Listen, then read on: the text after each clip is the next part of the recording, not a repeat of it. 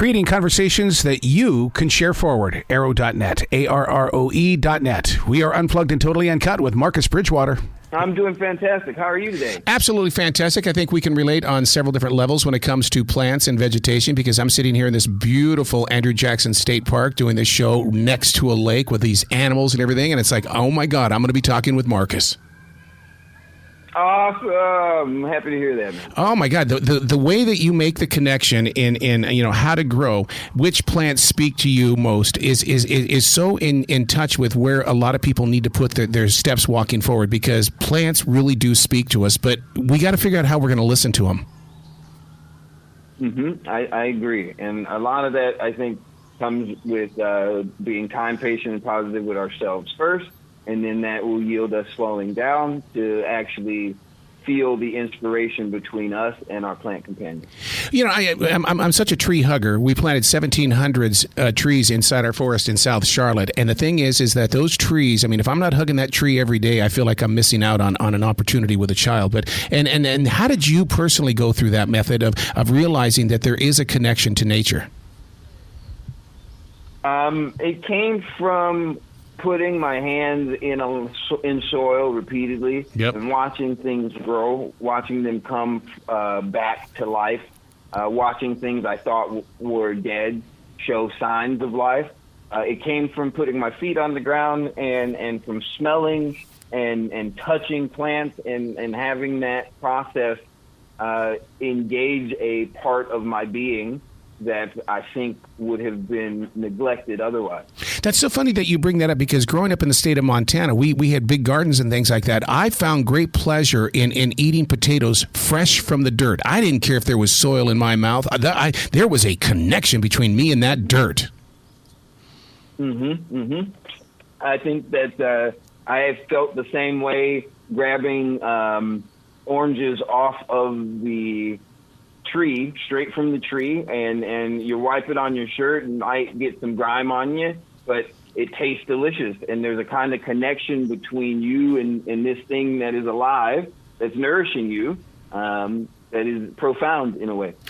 I find that because I'm in the Carolinas and there's a lot of migratory birds and stuff. We have apple trees and we have different grapevines and stuff like that. I don't go out there and take it from them.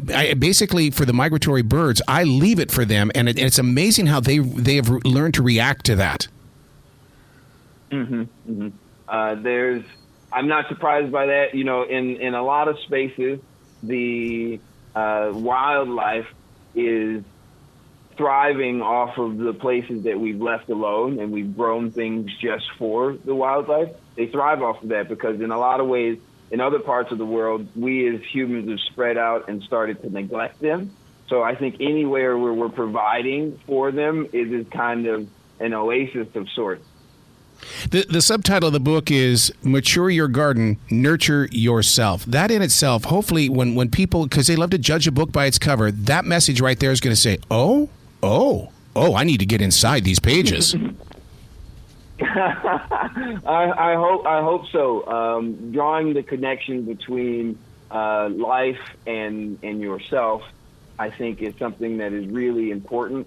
And one way to do that is to focus on the life that is all around you, and you can do that with plants so easily.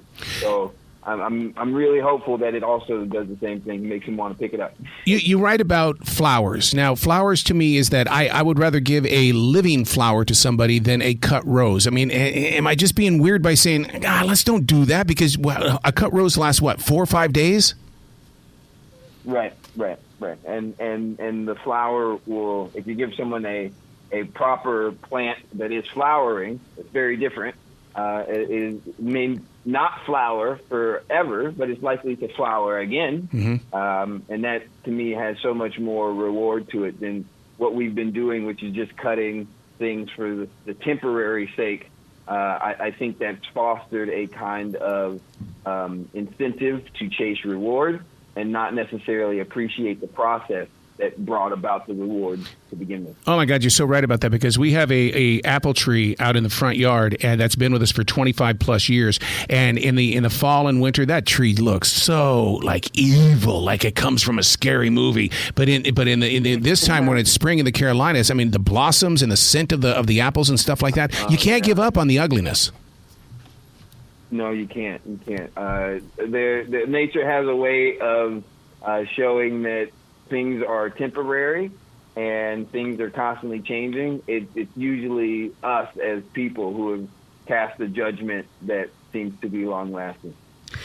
You talk about three major things inside How to Grow, and that is mental health, physical fitness, and spiritual awareness. That's mind, body, and soul within these pages. And then the thing is, how do you get your readers and your viewers on TikTok? Let's activate it. Let's get it in forward motion. By being genuine and by trying to make sure that the message stays the message, and my agenda is placed in a place that is actually practical. I want to live in a future filled with healthy and strong people, and so in order to do that, we've got to work on people. So I'm not trying to sell you anything, right, aside from hopefully helping you grow and selling you on bettering yourself. Is it the mind or is it the heart that gets it first?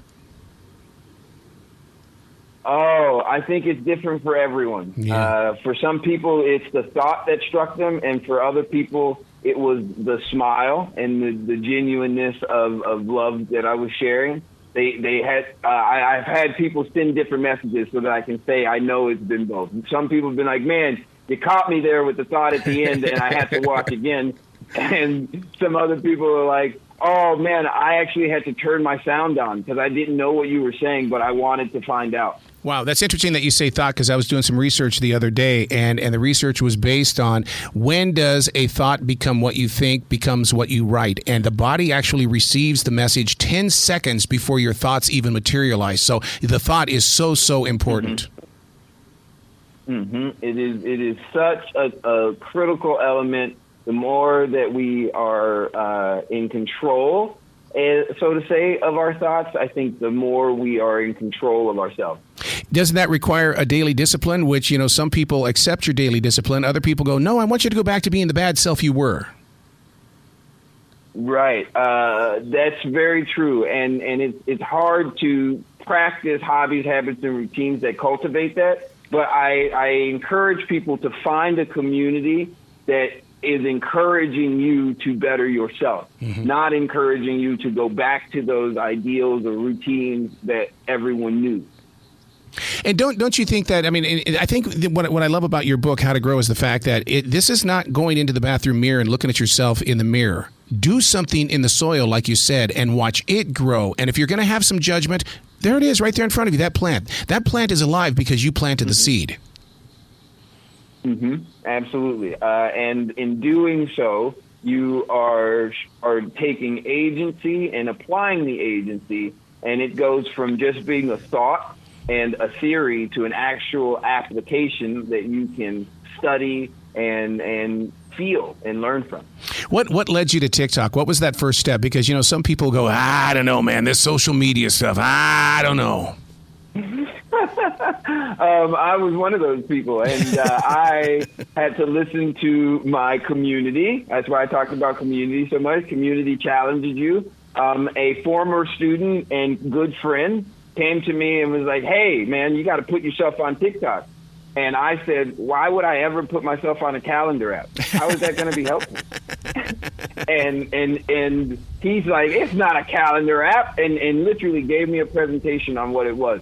And so in that way, I didn't anticipate using TikTok. TikTok was never a part of my plan, but it was brought to me by a member of my community that I trusted. And so it pushed me outside of my comfort zone. It pushed me into a place that was very foreign, but it was where I needed to be to share what I'm sharing on the scale I am, and it brought me to this conversation with you today. So many people are visuals. There are those that are audible. There are those that like to read things. There are things, when those that want those words. Where can they go beyond? Because they're going to, you know how we are. We read a book. We read a book. Now, if we don't hold ourselves accountable for activating the book, they're going to say, where else can I go to find out more information about Marcus?